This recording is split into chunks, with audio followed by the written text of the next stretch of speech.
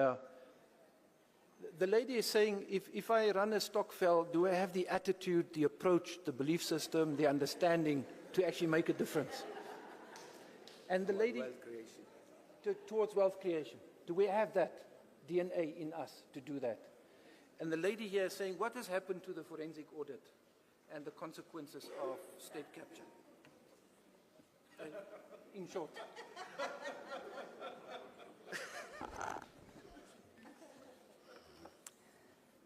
Yeah, I was going to say with regard to lessons, for instance, about the failure of Steinhoff and all of that. Those sorts of lessons. The other report I would recommend with regard to that is a very, very good report that was done. The Commission of Inquiry was actually appointed by the apartheid regime. We inherited it. I think the issue was called the master bond, whatever. It had to do with a crooked scheme with some Afrikaner business people, very crooked, robbed the public of a lot of money. And that particular report, very important in terms of its assessment of the auditing profession, because it explained in detail how the accountants and the auditors had facilitated that process of theft,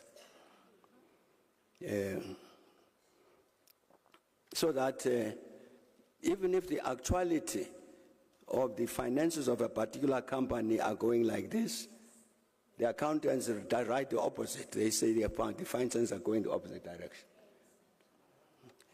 I think that's one of the big lessons. I think that's one of the big lessons that we need to learn, because I think the master bond, that is a commission makes a recommendation like that. Quite what was done by the government as a consequence of that, I can't remember. But it would be the same with all of these other things. The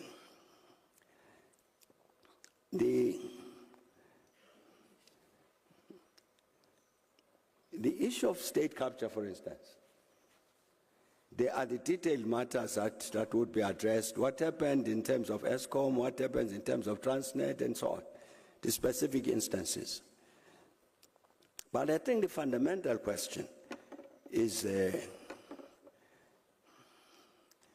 you have the state capture, in this instance, constituted in the possibility for a company actually to take control of an important sector of the state so that it could abuse the state for its own private purposes.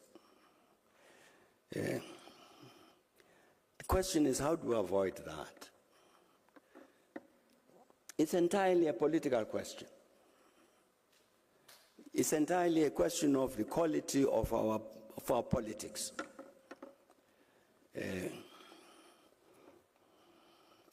If you have anybody who sits in senior positions like government, and allows himself, herself, to be captured by the private sector, to be then used by the private sector for public benefit, there's something fundamentally wrong with the politics of that person.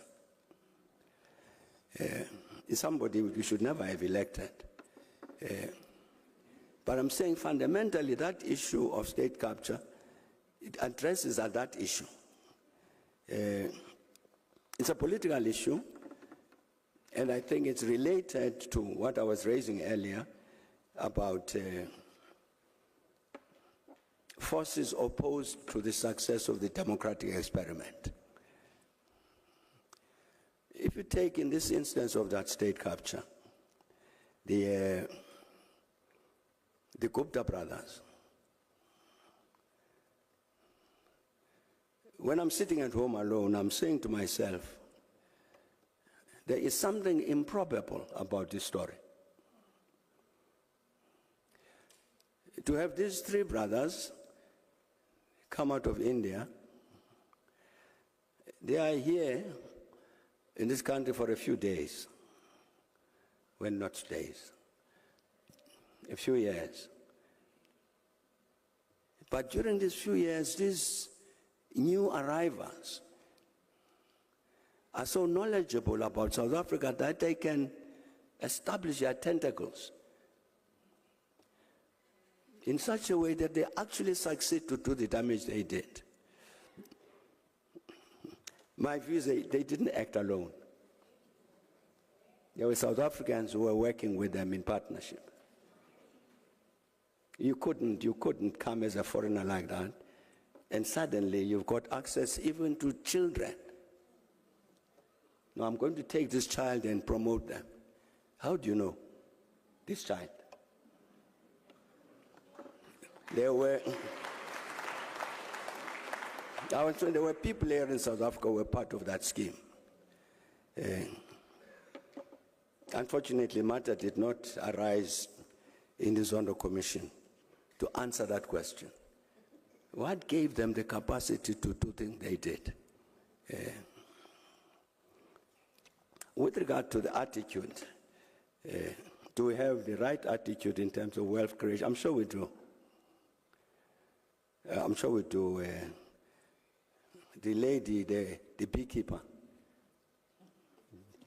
demonstrates that. The other day at home, I was saying to one of my colleagues who works with us at home, I was saying to him that, you know, can you please, it was on an afternoon, can you please go and get some fat cakes? Amakwenya. And he says to me, no, but President, you can't ask me that question now. So I say, why? He says, because it's clear you have not lived in a township for many years. Amakwenya are only available during the morning part of the day, not the afternoon. That's wealth creation. I think the instinct, our people have got the capacity to do that. And the question I think to ask is, have we created enough conditions to make this happen, including the provision of finances, affordable finances for a small business person, for instance.